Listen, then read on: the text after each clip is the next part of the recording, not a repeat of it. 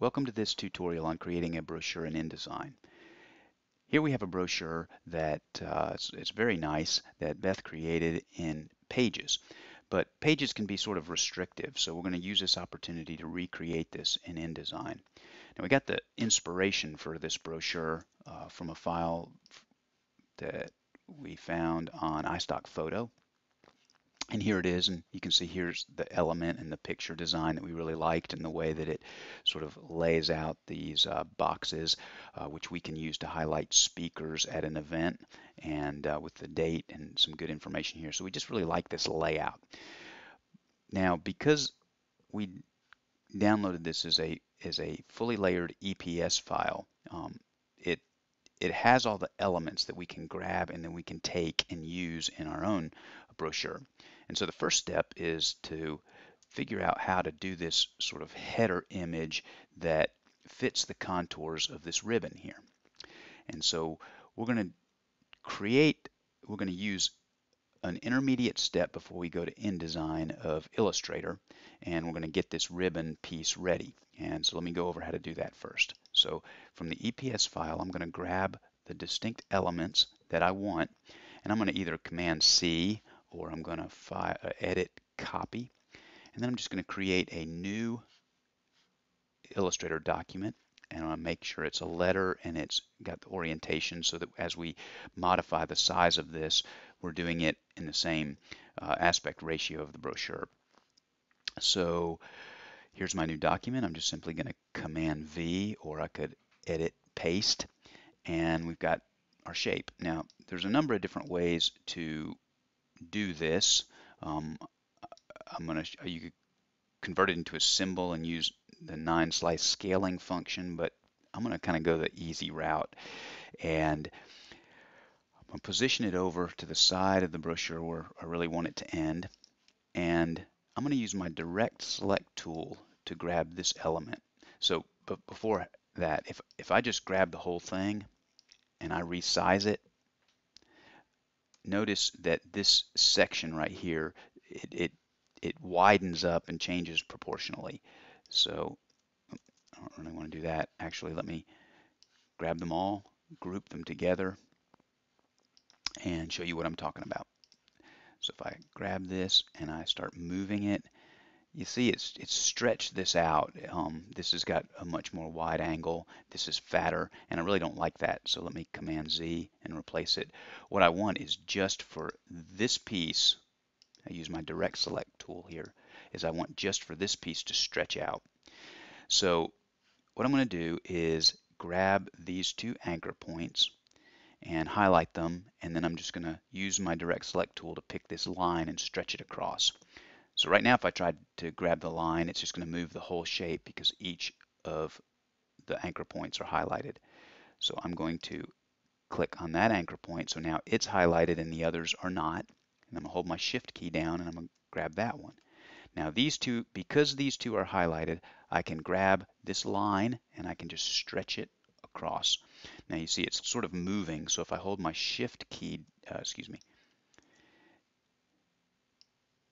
they're kind of moving. So if I hold my Shift key down, I can keep my lines straight.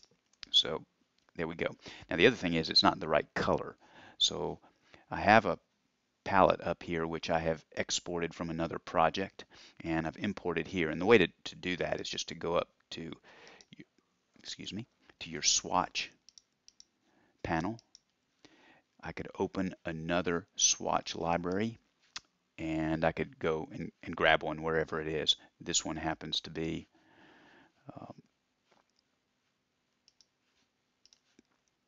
right here, and I can just grab that. I already have, and it popped up here. So now I can grab my distinct elements of this overall shape and just change the color.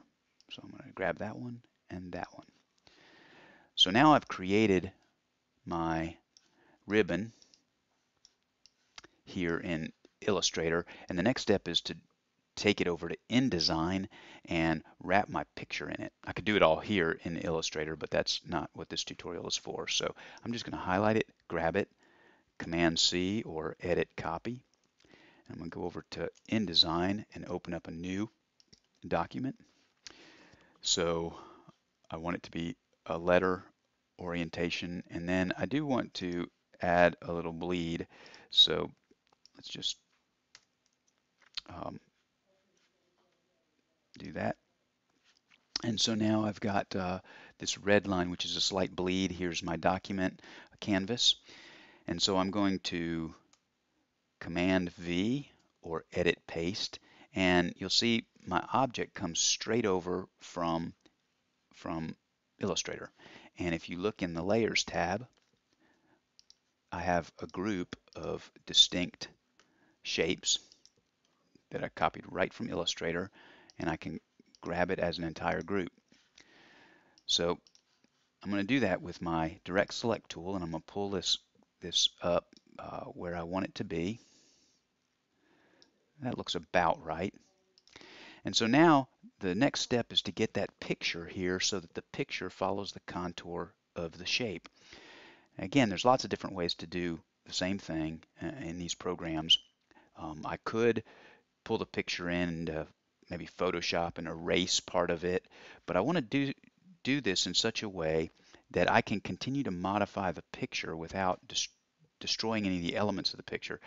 And I might want to swap images. I might want to resize the picture. So if I start cutting the picture up or erasing part of it, that I'm going to have some problems if I decide there's something about the brochure I don't like.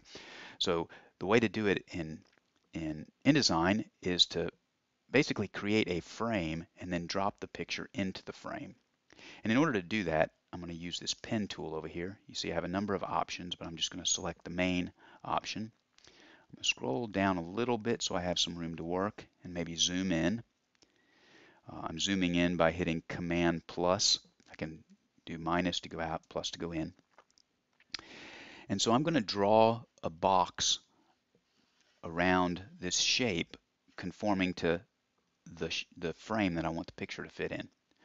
So I will start, and you'll notice when I put the pen on a corner, either on the corner of the canvas or on the corner of the bleed line, there's a little asterisk that turns into an arrow, and that just means that I'm getting it right on the corner. So I'm going to draw one dot there. Actually, I'm going to Control Z because I want it up on the bleed. I'll fix that in a minute. And then I'm going to come down to somewhere inside this ribbon, and I'm going to hit another point. Now, if I just hit a point here, it's going to create a little bit of a diagonal line. That's fine because this is bleeding off the canvas. But another way to do this, if I just Command Z, is to hold my Shift key down. So if I hold my Shift and I'm a little bit off, I'll get a perfectly vertical line. See that? And now I can come over here, and again, I'll hold my Shift key down so I get a perfectly vertical line. And now as I come down here, I'm not so worried about getting the line vertical. I want it to be at an angle, but I want it to be right here at the edge of this shape. And so you can see I have at the edge, I have my little arrow that is just to the lower right of my pen. And I'm going to click on the edge of this because this is where I want the bottom of the frame to be. And so I'm just going to come off of the canvas. And again, to get that perfectly horizontal line, I'm holding my Shift key down. Now I'm going to hold my Shift key and get my line right here, and then I'm just going to close my loop. So, or I didn't close it, did I?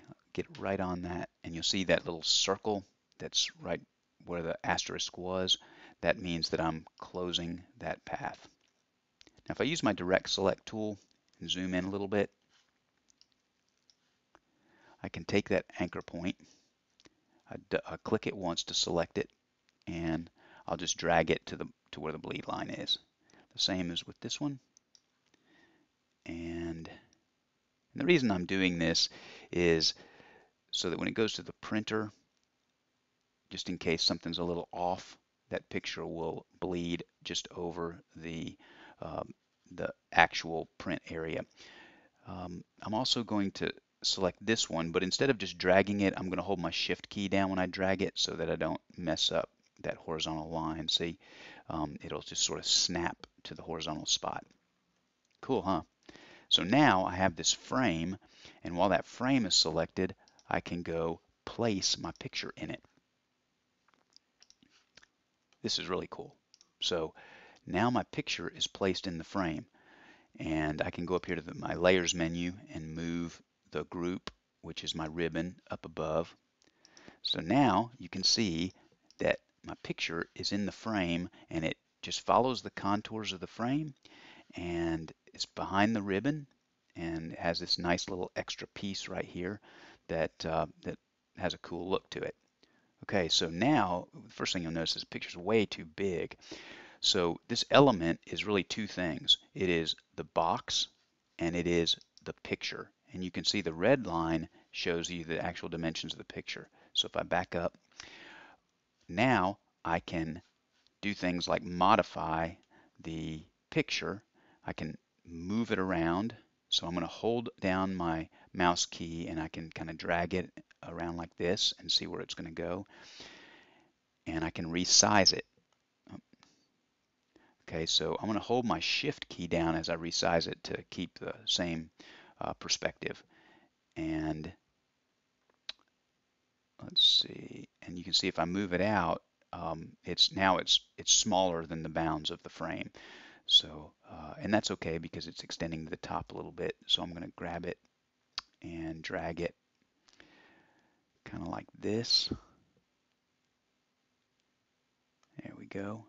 That looks pretty close to what our original brochure was.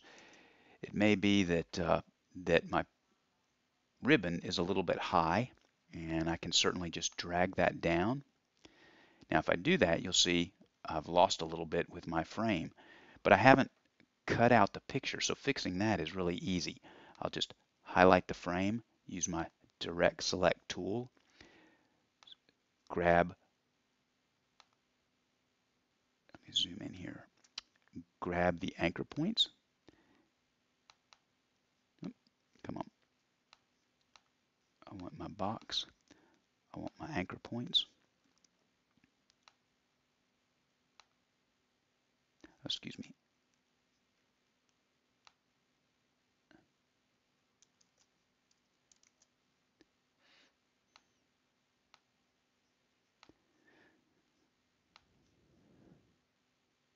There we go. So now I grab my anchor point, I can drag it down, I can drag this one down. Now this is the one that I want to get right to the edge. There we go. And I'll drag this one down and it'll snap in place, or should. Well, if not, there we go. Sometimes you have to move it around a little bit for it to snap. Okay, and you can see the picture there is just a little bit above that, so I can just drag my picture down. There we go. So that's how we get the picture in, and we keep that contour. And now that looks pretty close to how we have it there in the brochure. We can always modify that, but that's how you get that picture in and create that first element.